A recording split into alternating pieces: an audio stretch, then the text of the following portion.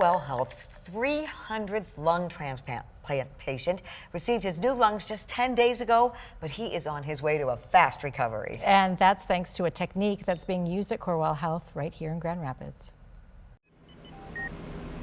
Restricted to the house.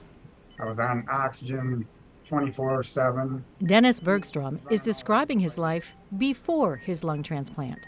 If I went to go anywhere, would have to load all the oxygen in the car. So it's been pretty much a restricted lifestyle. A double lung transplant was the only hope Dennis had. He remembers the day he got the call. Exciting and emotional. He and his wife Diane immediately packed their bags and made the 4-hour trip from Cheboygan to Grand Rapids.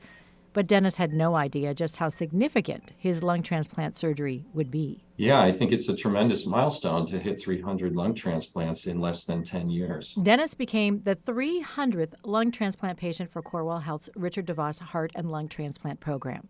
Dr. Edward Murphy is the head of the lung transplant program. We've been averaging between 40 and 50 transplants a year. Making Corewell Health's transplant program the busiest in the state and one of the best in the nation for adult lung transplant one-year patient survival rates. Dr. Murphy says that quality of care is directly related to the number of transplants they do. So that keeps the team very fresh. Instead of transplants being an occasional event here, lung transplantation is common, typically on average 1 a week or so.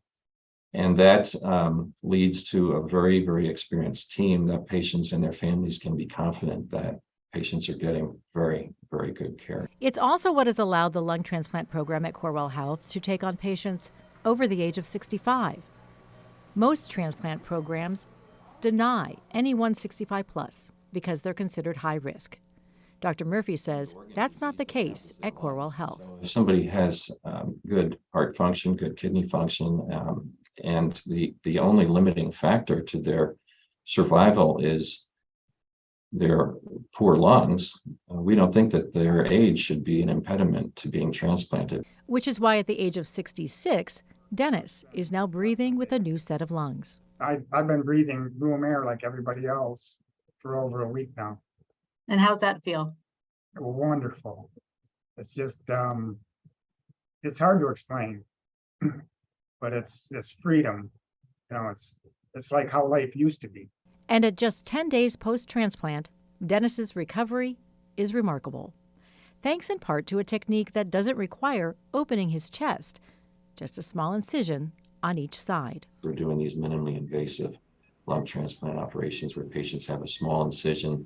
They don't have any bone cut, so they don't have to heal from that, and they recuperate remarkably well.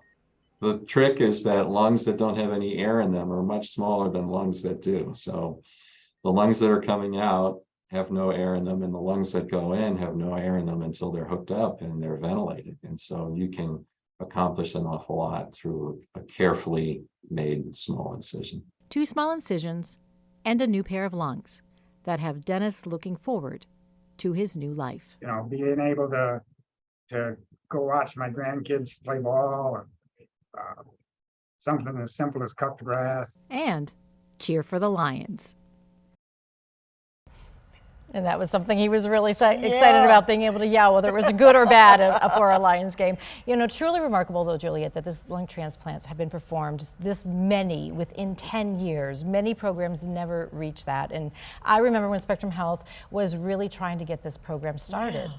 And it really was quite a long process. Yes, it took 2 years. The naysayers were saying there'd never be enough patients to support a program like this on the west side of the state, and here they are 10 years later. Corewell Health, of course, proving them wrong, and they're getting national recognition, and now they've been invited to participate in a national clinical trial with some of the biggest hospitals in the U.S., and it could possibly even improve the lung transplant survival rates even more. And you know, we are so lucky to have such a great care be part of our medical mile. We have some of the best in the world. I know people don't think about it, but you can get great care right here at home.